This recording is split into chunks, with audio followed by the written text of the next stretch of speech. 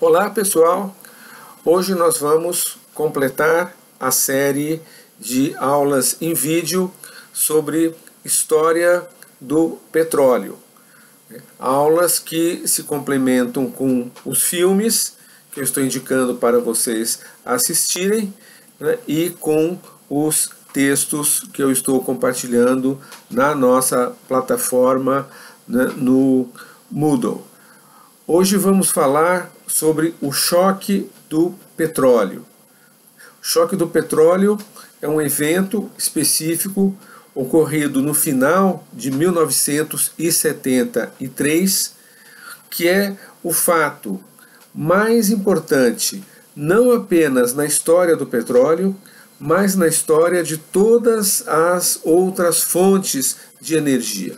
De tal maneira que, quando se pensa na história do petróleo, ou na história do gás natural, na história ou na trajetória das energias renováveis, da hidroeletricidade, da energia nuclear, né, qualquer modalidade de energia, a gente vai poder dividir essa trajetória histórica sempre em dois períodos, antes e depois do choque do petróleo de 1973. Esse é o grande marco, né, na história da economia política e da geopolítica, né, não só do petróleo, mas de todas as formas de energia. Essa aula ela é acompanhada, como todas as outras, né, de um PowerPoint que será em seguida compartilhado com vocês, né, num arquivo à parte. Né. O que foi o choque do petróleo?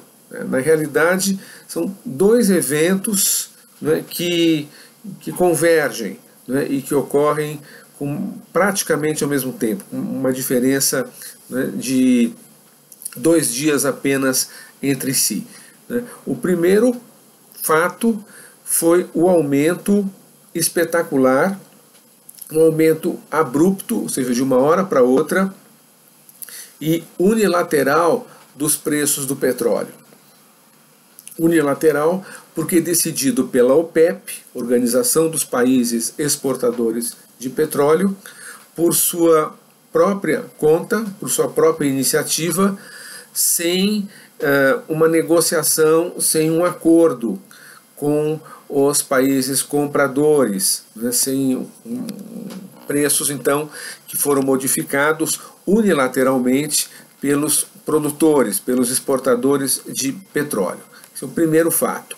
E o segundo fato, que vai ocorrer 2 dias depois, é o embargo do petróleo. O embargo é o corte do fornecimento de petróleo, não pela OPEP inteira, mas pelos países árabes da OPEP, o corte do petróleo como uma resposta política, né, contra certos países, Estados Unidos, Holanda e mais alguns países da Europa, que estavam apoiando ativamente Israel na guerra que eclode justamente naquele período, outubro de 1973, no Oriente Médio. A guerra chamada de Guerra de Outubro pelos países árabes e chamada por Israel e pelo Ocidente em geral de Guerra do Yom Kippur, uma guerra que opôs de um lado Israel e de outro lado 2 países árabes, a Síria e o Egito. A OPEP, né, com uma presença decisiva de países árabes, que tinham naquele contexto uma oposição contrária à de Israel, né? Então eles resolvem utilizar o petróleo como uma arma política para punir o chamado Ocidente, ou seja, Estados Unidos e Europa Ocidental, pelo apoio que estavam dando a Israel. E para isso cortar o fornecimento de petróleo. Né? Vamos falar sobre isso, né, ali em seguida. O choque do petróleo, para a gente entender, é preciso voltar um pouco para trás, né, olhar para os antecedentes. Né. Na minha aula anterior, em que eu falei sobre a fundação da OPEP, né, e a primeira década de existência dessa organização, ali eu já coloco alguns elementos, né, sobre o processo que veio a culminar com o choque do petróleo em 1973. Né? Quer dizer, em resumo, né, o que vinha acontecendo desde 1960, quando surgiu a OPEP, foi uma mudança na correlação de forças entre os dois lados que ao longo de toda a história do petróleo se opõem entre si, né, por portarem interesses opostos. Né. De um lado, as empresas internacionais de petróleo, né, as grandes empresas situadas nos Estados Unidos e em alguns países da Europa Ocidental. E do outro lado, os estados nacionais donos de reservas importantes de petróleo, né? Especialmente nesse período, né, aqueles estados nacionais donos de reservas que se agruparam, que se organizaram na OPEP para defender os seus interesses. Ao longo da década de 60 e dos primeiros anos da década de 1970, né, há uma mudança na correlação de forças, ou seja, os estados donos de reservas, né, que até o final dos anos 50, né, estavam numa posição de relativa fraqueza diante do grande capital internacional, das empresas transnacionais de petróleo, né, esses estados eles vão pouco a pouco se fortalecendo, né, e impondo de início muito lentamente, né, e no final dos anos 60, início dos 70, de uma forma muito assertiva, né, muito contundente, vão impondo os seus interesses. Né. O que estava em jogo? Né? Basicamente, três fatores estão presentes nessa queda de braço, nessa disputa entre os estados nacionais, exportadores de petróleo de um lado, e do outro, as empresas transnacionais e os governos, né, aos quais, né, elas são ligadas. Em primeiro lugar, os preços. Durante essa década de 60, início da década de 70, os países donos de reservas vão impondo aumentos graduais no preço do petróleo. O petróleo ele parte de um patamar de $1,70 no início da década de 1960 para chegar nas vésperas do choque do petróleo ao valor de $3,10 o barril de petróleo. Então, essa disputa, né, ela envolve, em primeiro lugar, os preços e, em segundo lugar, a divisão da renda petroleira. A gente já viu numa outra aula, né, bem lá atrás, no início do século XX, quando se constitui a indústria global do petróleo, a receita petroleira era dividida de uma forma extremamente desigual. Né? Numa média, as empresas transnacionais elas se apoderavam de 85% da renda gerada pela exploração de petróleo, restando aos estados donos de reservas uma média de 15% apenas dessa riqueza, né, do valor gerado pela extração e comercialização do petróleo. Né. Pouco a pouco, né, esses termos vão se modificando.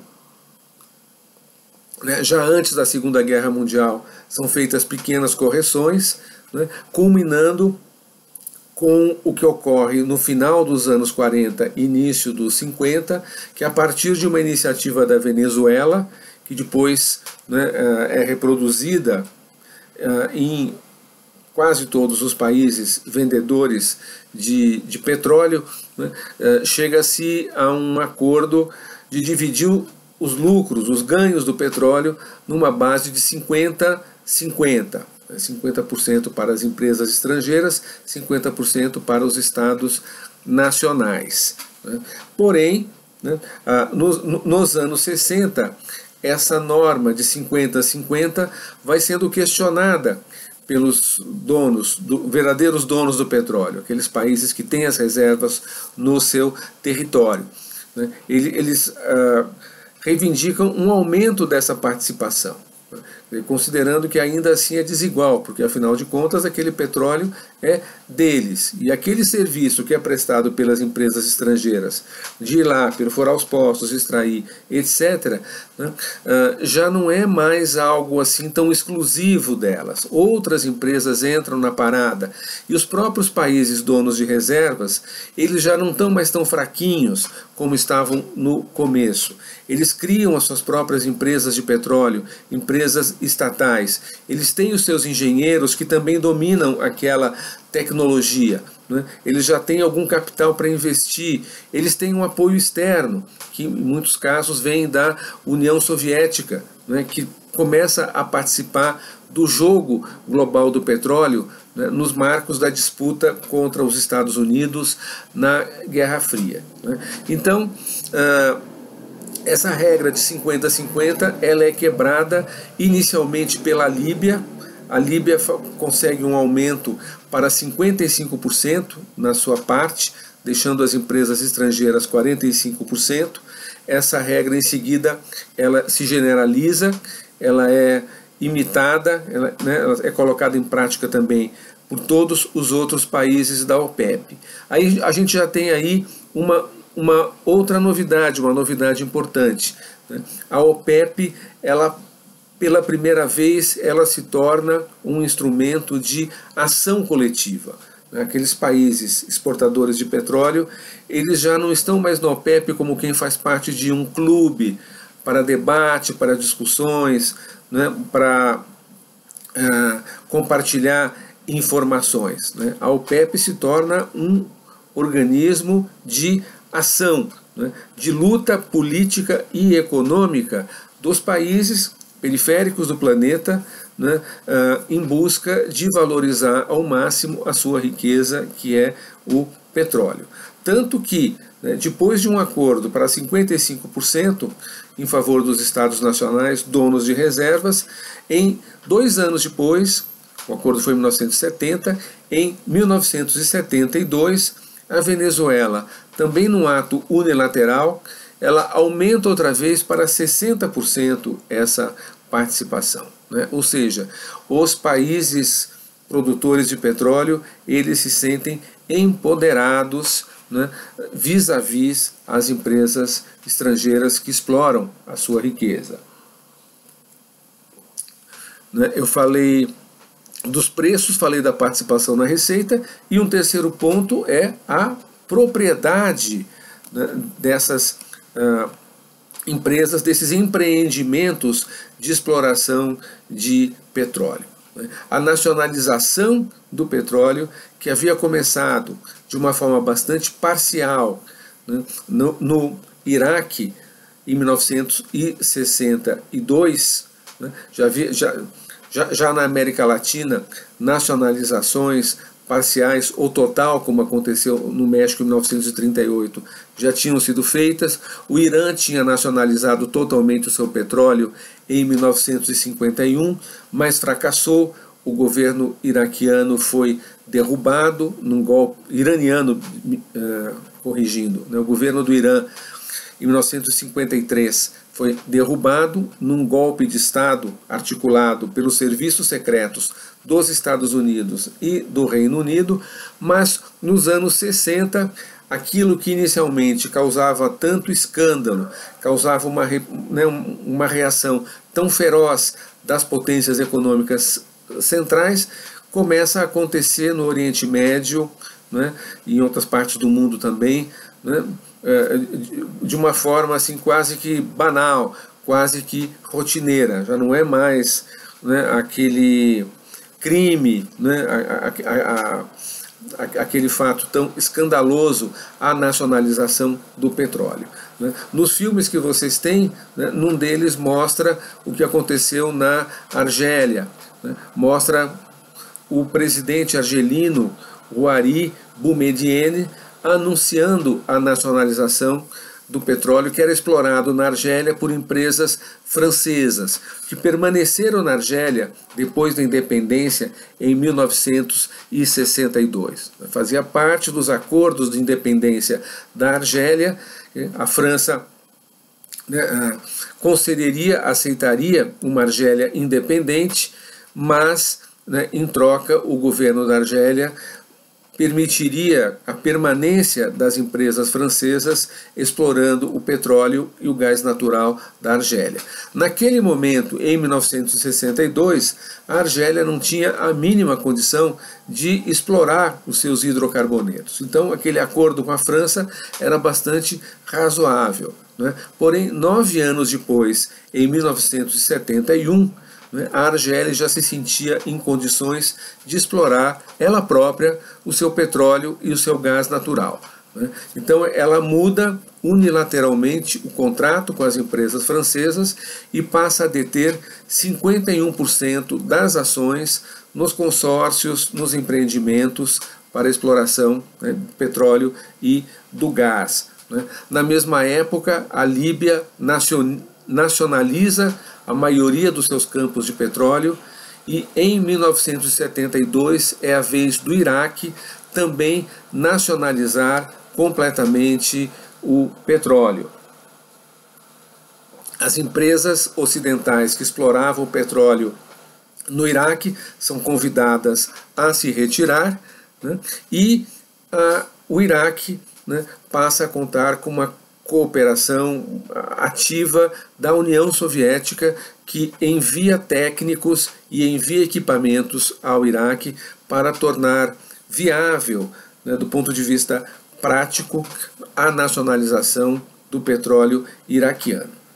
Falei da Argélia, falei da Líbia e do Iraque. Esses eram os governos considerados os radicais, que a gente pode chamar de esquerda, num certo sentido, no contexto da época, aqueles governos que tinham uma posição anti-imperialista, que encaravam a disputa em torno das riquezas do petróleo nessa ótica de afirmação da soberania, afirmação política de países periféricos, de países do terceiro mundo, no enfrentamento ao imperialismo ocidental. Mas também aqueles outros governos do Oriente Médio que tinham posições conservadoras, que estavam do lado dos Estados Unidos na Guerra Fria, também esses governos vão participar desse grande embate contra as empresas transnacionais. Eles não vão chamar de nacionalização, eles achavam que esse termo era muito agressivo. Eles vão chamar de participação, mas eles também pressionam as empresas estrangeiras e fazem acordos de participação, culminando com uma regra geral que valeu para esses países que tinham regimes monárquicos, aliás, que ainda hoje têm esses mesmos regimes monárquicos no Oriente Médio: a Arábia Saudita, os Emirados Árabes Unidos, o Kuwait e o Catar. Eles combinam com as empresas de que haverá uma transferência gradual da propriedade das ações dessas empresas instaladas em cada um desses países, esses empreendimentos de petróleo, de tal maneira que até 10 anos depois, até 1982, esses países vão ficar com a maioria das ações, com 51% das ações. Na realidade, isso aconteceu muito antes, mas também havia esse processo. A pergunta: por que as empresas internacionais de petróleo, as transnacionais, as 7 irmãs, tão poderosas no passado, aceitaram tantas perdas?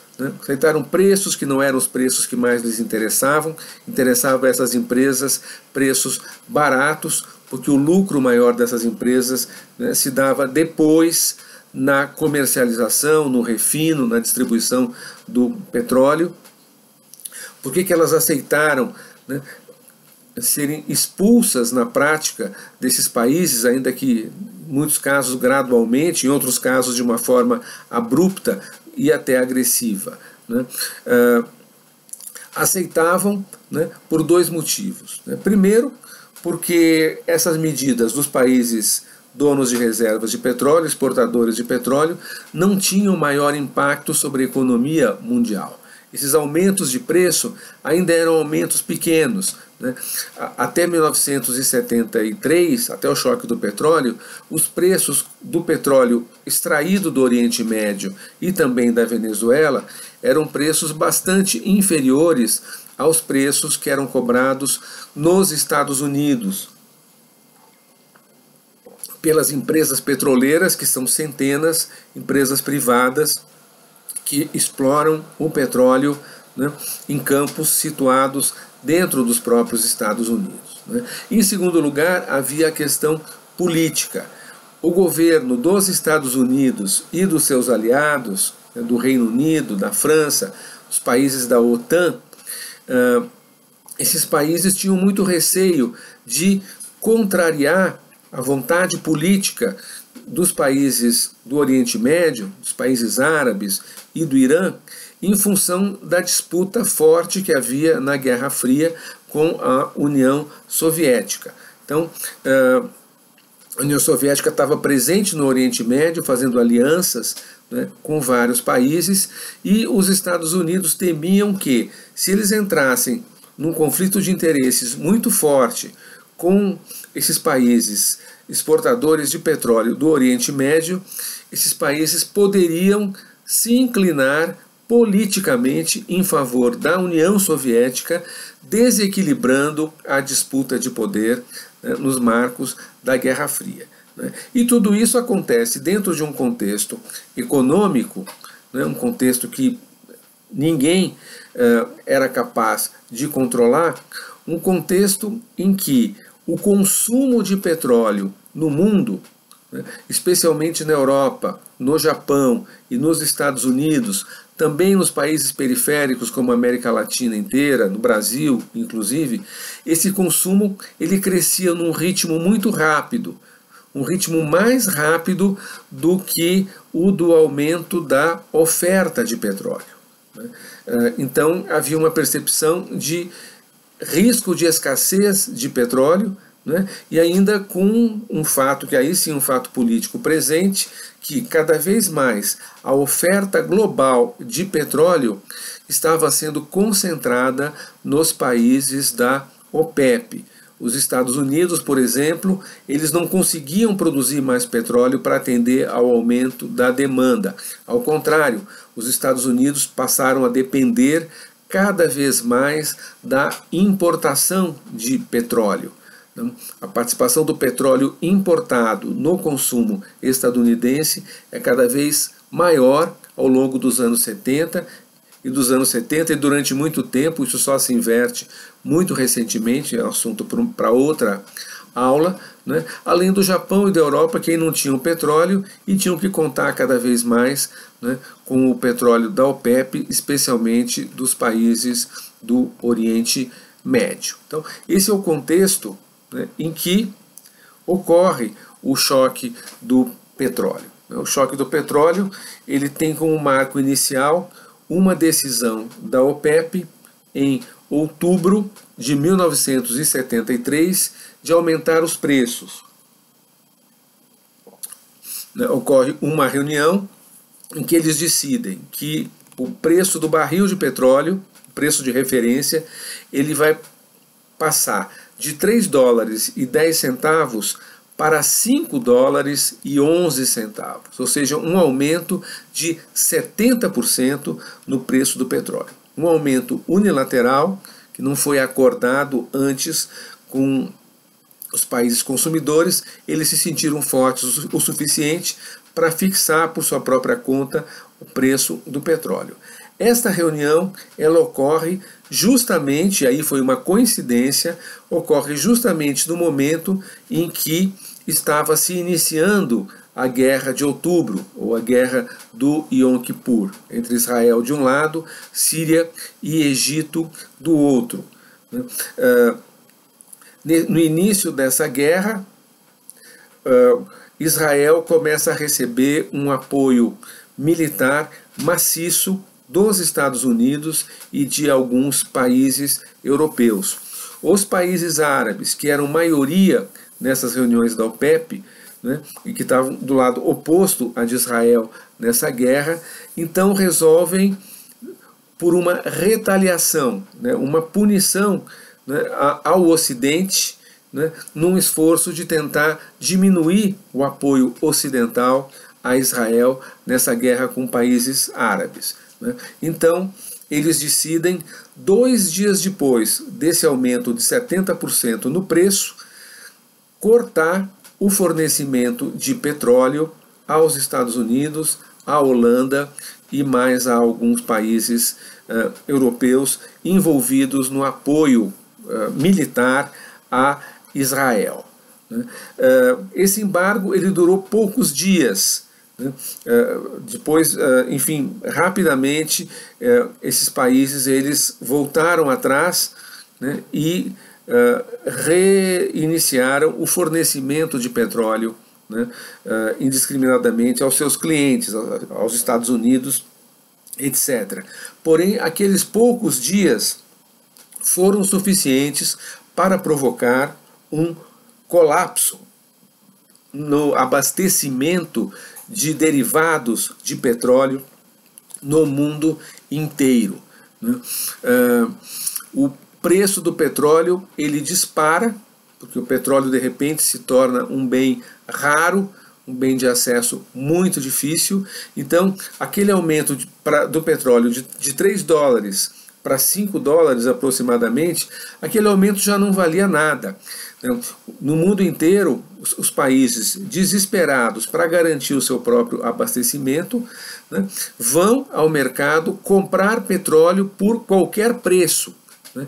Então, o preço do petróleo ele dispara, né? E mesmo depois do fim do embargo, depois do fim da guerra, aí o final da guerra já não tem mais nenhuma importância, né?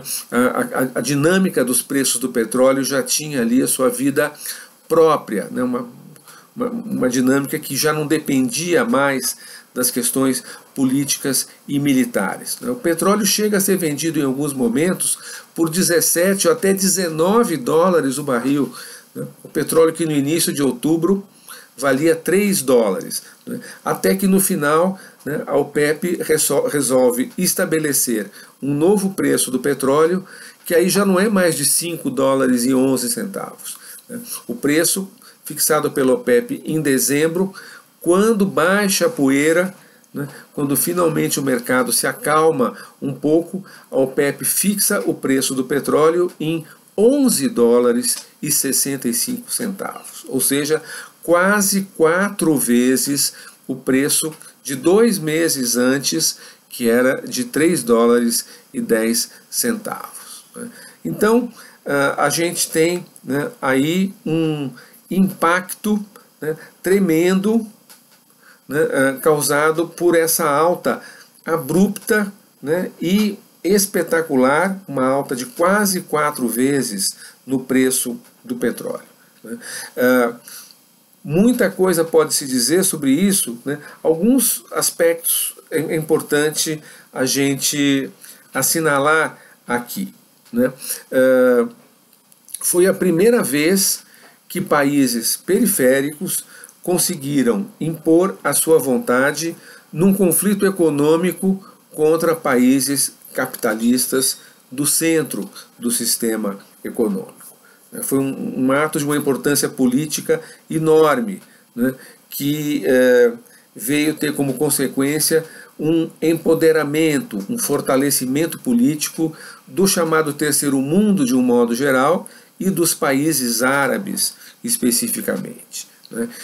Uma outra consequência do choque do petróleo, né, aí algo não tão específico, né, é uma percepção geral, né, que vai tomar conta dos países do Ocidente, que é de fragilidade da economia global diante da dependência que ela tinha de um pequeno grupo de países exportadores de petróleo. Países tão poderosos como os Estados Unidos, o Japão, a França, a Alemanha, né? Aqueles países que eram os donos do mundo, né? Que alcançaram essa posição durante todo o século XX, esses países eles estavam na mão, né? Eles se sentiam reféns de um punhado de países periféricos que em si mesmos nunca tinham tido importância maior nos assuntos mundiais. Qual é a importância da Líbia, do ponto de vista geopolítico? Qual é a importância do Iraque? Qual é a importância da Arábia Saudita ou da Venezuela? Né? No entanto, aqueles países, né, eles controlavam, né, de uma forma metafórica, a torneira por onde jorrava a energia do planeta. Eram donos dessa torneira em condições de impor as condições, né, para que os outros, e entre os outros as grandes potências, né, do mundo capitalista, tivessem acesso, né, a esse bem tão imprescindível, tão fundamental, que era o petróleo. Uma outra consequência foi econômica. Não é difícil imaginar, né, a transferência de riqueza, né, o fluxo de dinheiro, né, que passa, né, a beneficiar esses países exportadores de petróleo, né. Eles dependiam da venda do petróleo, de um único produto, e de repente esse único produto ele passa a valer 4 vezes mais, né, e depois, a partir de 74, houve novos aumentos ainda, né, além dessa quadruplicação, né.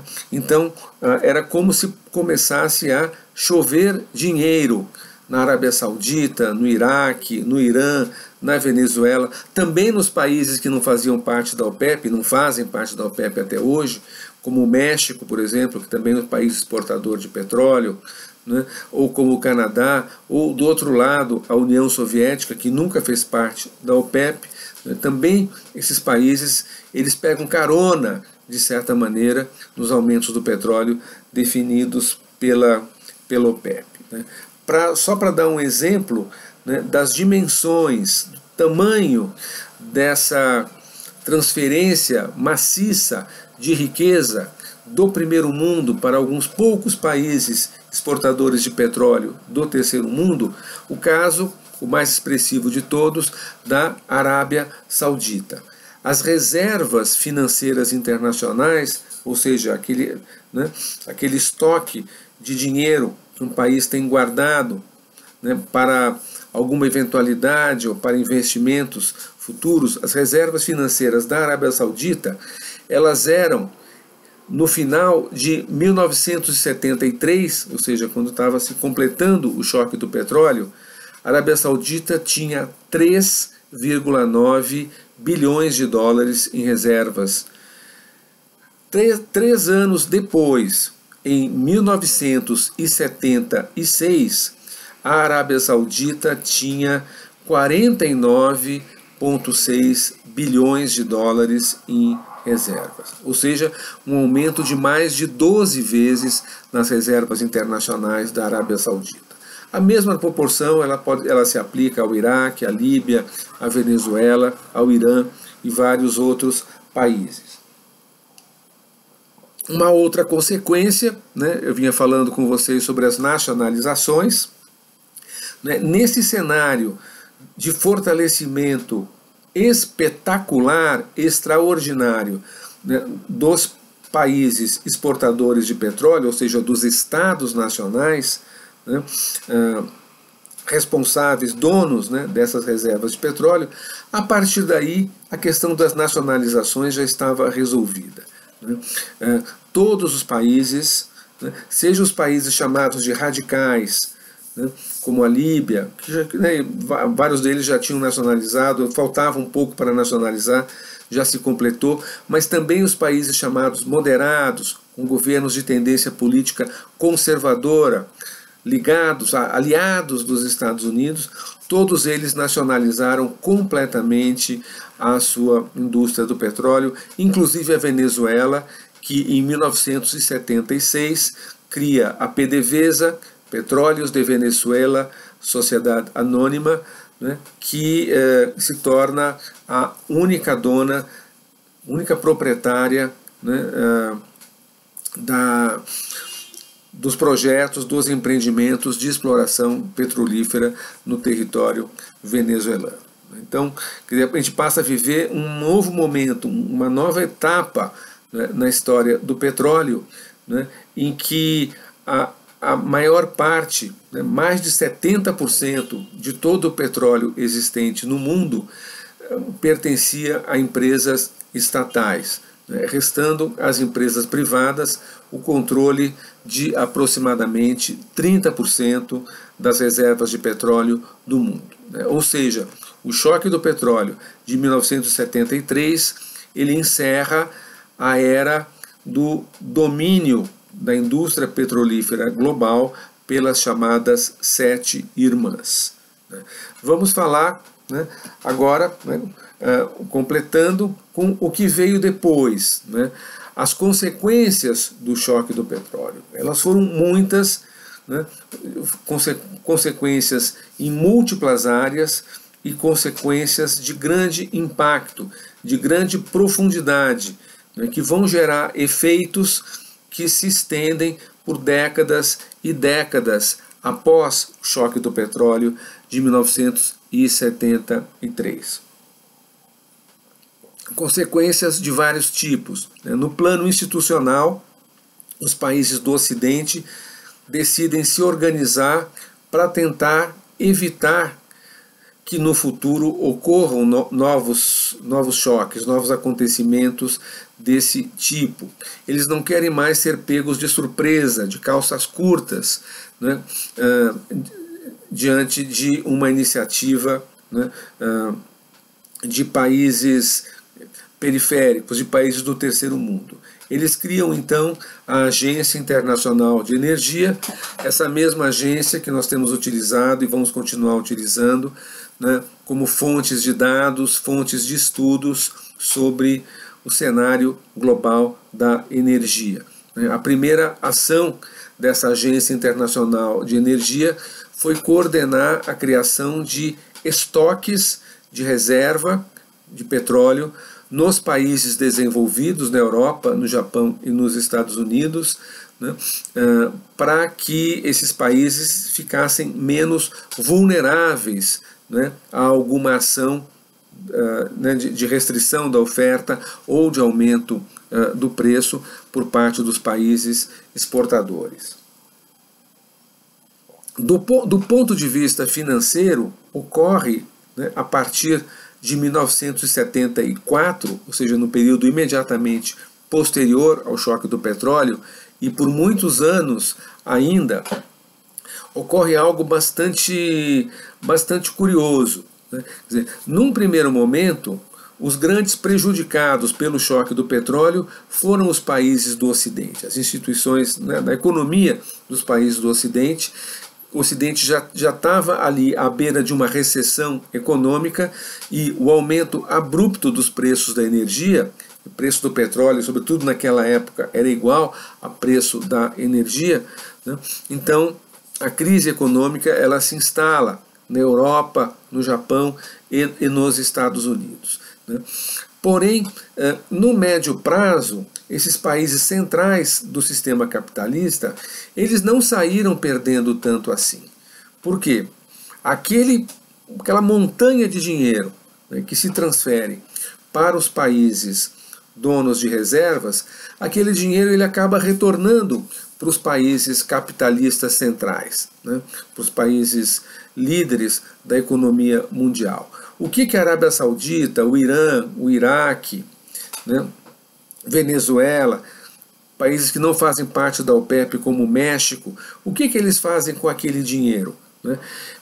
Inicialmente, eles né, se veem em posição de financiar, né, de colocar em prática todos os projetos dos sonhos que eles tinham. Então, constroem estradas, constroem portos, modernizam-se as cidades, né, moderniza-se a infraestrutura urbana, a elite dominante desses países passa a viver né, um estilo de vida luxuoso, né, um estilo de vida nababesco, milionário.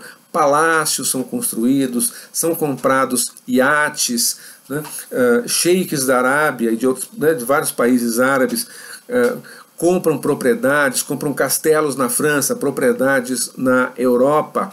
Né, os filhos dessas famílias dominantes nos países árabes se tornam grandes playboys internacionais, torrando dinheiro em grandes festas, etc. Né? E ainda assim sobra muito dinheiro. O que eles fazem com esse dinheiro que sobra? Né? O que qualquer um de nós faz, né, supondo, uma situação que eu nunca vivi na minha vida, mas supondo, né, que exista ali um dinheiro sobrando, eles aplicaram esse dinheiro, né, no mercado financeiro.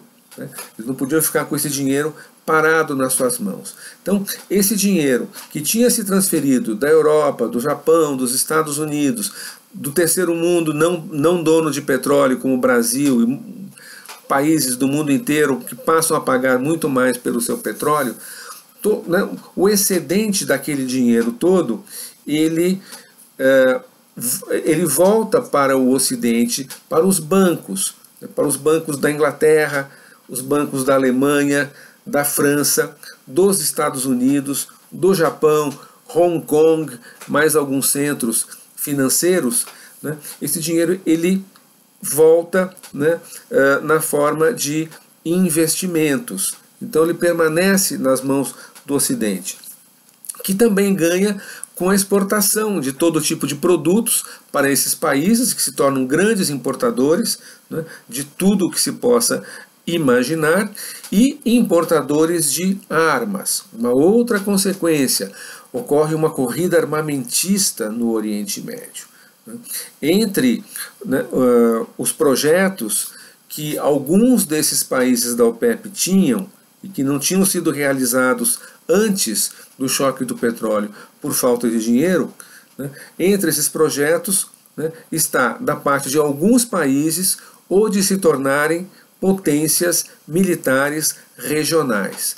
Então, Arábia Saudita, Iraque, Irã, sobretudo esses três países, mas também a Líbia. Esses países se tornam grandes compradores de armas. Bilhões e bilhões de dólares, né, foram dispendidos por países do Oriente Médio, integrantes da OPEP, na compra do que havia de mais moderno, de mais avançado, em termos de aviões de combate, navios, sistemas de defesa antiaérea, tanques de guerra e tantas armas, mísseis, né, que vão tornar, né, esses países que eu mencionei, Iraque, Arábia Saudita e Irã, principalmente esses três, em potências militares da região. Né, países que tinham conflitos entre si. Né, mais tarde, nos anos 80, vai eclodir uma guerra entre o Irã e o Iraque, em que uma boa parte desses armamentos comprados com dinheiro da alta dos preços do petróleo vai ser utilizado, né, provocando uma destruição tremenda no próprio Oriente Médio. Então, uma outra consequência, né, um aumento espetacular dos lucros da indústria armamentista. Né. Vendedores de armas, fabricantes de armas dos Estados Unidos, do Reino Unido, da França, e também a União Soviética vendia muita arma para os seus aliados no Oriente Médio, né, lucrando aí também dessa forma com o choque do petróleo. Né. No campo específico da energia, né, vou terminar com essa parte, né, há também algumas consequências importantes. Né. Os países do Ocidente, né, eles passam a buscar petróleo em qualquer lugar que não fosse a OPEP. Né? Ou seja, uma busca de romper a dependência dos países do Ocidente em relação aos integrantes da OPEP. Né? Então, né, e com o estímulo dos preços mais altos, são desenvolvidas reservas de petróleo que já se conheciam, mas que não eram exploradas antes porque os preços estavam baixos. Particularmente na Europa, o petróleo existente no Mar do Norte, numa região que se estende entre o litoral leste da Grã-Bretanha, né, e o litoral da Noruega. Esse petróleo ele passa a ser explorado conjuntamente por empresas do Reino Unido e da Noruega, né, resolvendo em parte, atendendo em parte a demanda por petróleo da Europa, né. Aliás, o petróleo chamado de offshore, que é o petróleo que vai se buscar no mar, né, já não mais em terra firme, ele tem uma grande expansão, um grande desenvolvimento justamente, né, no pós-choque do petróleo, né. Era uma tecnologia na época experimental, né, só a partir dos anos 70 que a gente tem a exploração em grande escala do petróleo offshore, né. Hoje a maior parte da produção de petróleo do mundo é feita dessa forma, no mar. Petróleo brasileiro, por exemplo, mais de 90% vem de plataformas marítimas, justamente nesse período, né, que essas tecnologias elas vão se desenvolver e vão ser aplicadas. Também no Golfo do México, os Estados Unidos começam a explorar o petróleo lá em grande intensidade, no mar, né, do Golfo do México. O petróleo já próximo do Ártico, né, no Polo Norte, no Alasca, né, há um grande desenvolvimento também, né, da exploração petrolífera dos Estados Unidos no Alasca, né. Outros fornecedores eles passam a estimular países como o Brasil, por exemplo, a buscar o petróleo, outros países da América Latina, para, né, o Canadá tem uma grande expansão na produção de petróleo, né. Todos os países fora da OPEP, né, que passam a receber muitos investimentos das empresas de petróleo, né, para evitar a dependência, né, daquela organização, né. Da mesma forma, passa-se a investir, a buscar outras formas de energia que não o petróleo. Pela primeira vez, ocorre um movimento dos governos dos países mais importantes do mundo em busca de fontes alternativas de petróleo, de energia em substituição ao petróleo. Quais que vão ser essas fontes de energia alternativas na época, né, que vão se expandir, que vão se desenvolver? Não são os novos renováveis, a eólica e a solar. Surgem na época projetos em vários lugares do mundo, no Japão, na Dinamarca, né, nos Estados Unidos, especificamente no estado da Califórnia, nos Estados Unidos, projetos muito interessantes de energia solar e de energia eólica. Porém, esses projetos eles não são valorizados, eles não recebem grandes investimentos, porque não há a ideia de que eles sejam capazes de produzir energia nos volumes, na capacidade necessária para substituir o petróleo na geração de eletricidade, né? O que vai ganhar impulso a partir do choque do petróleo vai ser principalmente o gás natural que era explorado em baixa escala até 1973, passa por um boom, uma grande expansão, né, na extração de gás natural, na construção de gasodutos. Os Estados Unidos, por exemplo, em poucos anos passam a ter todo o seu território coberto por uma rede de gasodutos e a energia nuclear. A energia nuclear que já era utilizada para fins pacíficos, para geração de energia desde a década de 50, mas em pequena escala ela passa por uma explosão do duplo sentido, um boom, né? Algumas explosões vão acontecer depois, mas isso é um assunto para uma outra aula, né? Há uma expansão, né, tremenda, né, na construção de reatores nucleares. Não no mundo inteiro. O mundo inteiro é um mundo em que os países pobres ocupam a maior parte da superfície, né, terrestre, da terra firme, né, e esses países não têm condição de arcar com os custos altíssimos da construção de reatores nucleares. Né. Quem vai recorrer à energia nuclear em grande escala são os países da Europa, né, não apenas da Europa Ocidental, Alemanha, França, sobretudo esses dois países, né, Holanda, Bélgica, mas também os países do leste, os países do chamado bloco soviético, vão construir um grande número de reatores nucleares, né, para que parcelas cada vez maiores da sua eletricidade fossem geradas por outras fontes que não os derivados de petróleo. Né. Surge também nessa época surgem as políticas de redução do consumo de energia, né? A busca por automóveis mais econômicos, né, que rodem gastando menos gasolina, caminhões que rodem gastando menos óleo diesel, né? Então a ideia da eficiência energética ela surge pela primeira vez como resposta ao choque do petróleo, aos preços altíssimos do petróleo, né?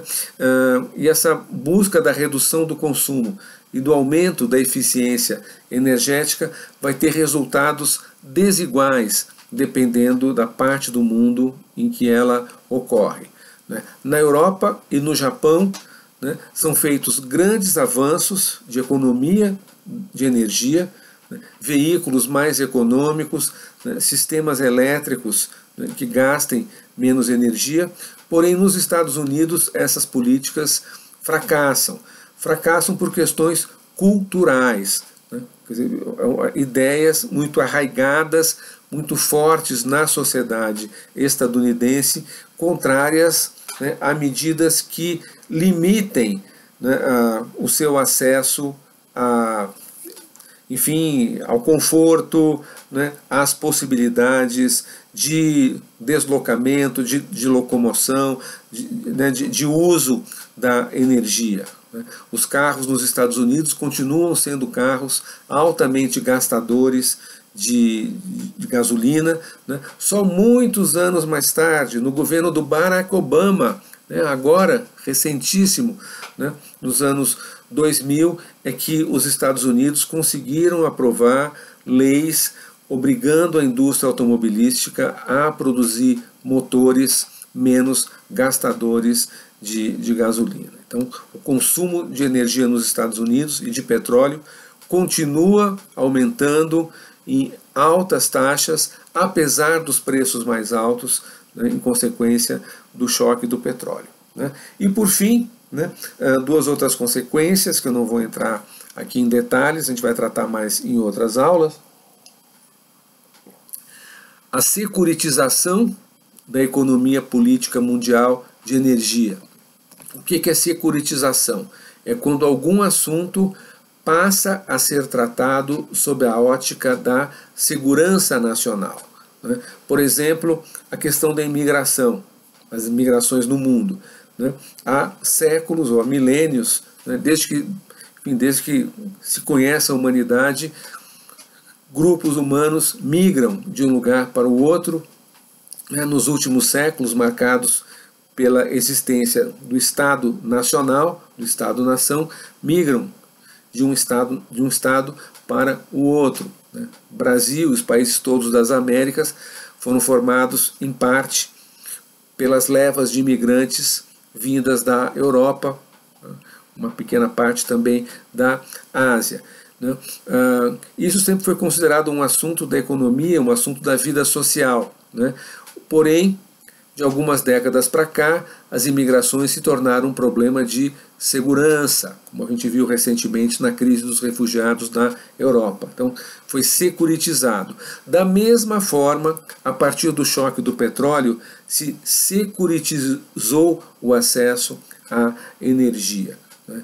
Então, a partir de 73, né, qualquer perspectiva de uma alta unilateral dos preços ou de um corte dos suprimentos, né, das exportações de petróleo passa a ser vista como ato de guerra.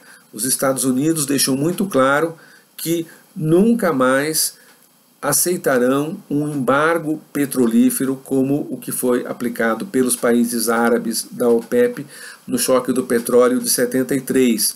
O secretário de Estado dos Estados Unidos, Henry Kissinger, ele é muito claro, ele faz várias declarações, né, sinalizando que, se isso acontecesse novamente, os Estados Unidos mobilizariam o seu dispositivo militar para ocupar, né, aqueles países que cortassem os suprimentos de petróleo para a economia mundial, né. Se eles iriam cumprir essa ameaça ou não, não se sabe, porque nunca mais se repetiu um embargo de petróleo. Foi uma única vez, né, e nem se cogita, né, que algo do tipo possa acontecer, né, dentro de um cenário que a gente possa considerar viável a partir das condições de hoje, né. E, por fim, né, ligado à questão da securitização da energia, né, passa a haver um envolvimento militar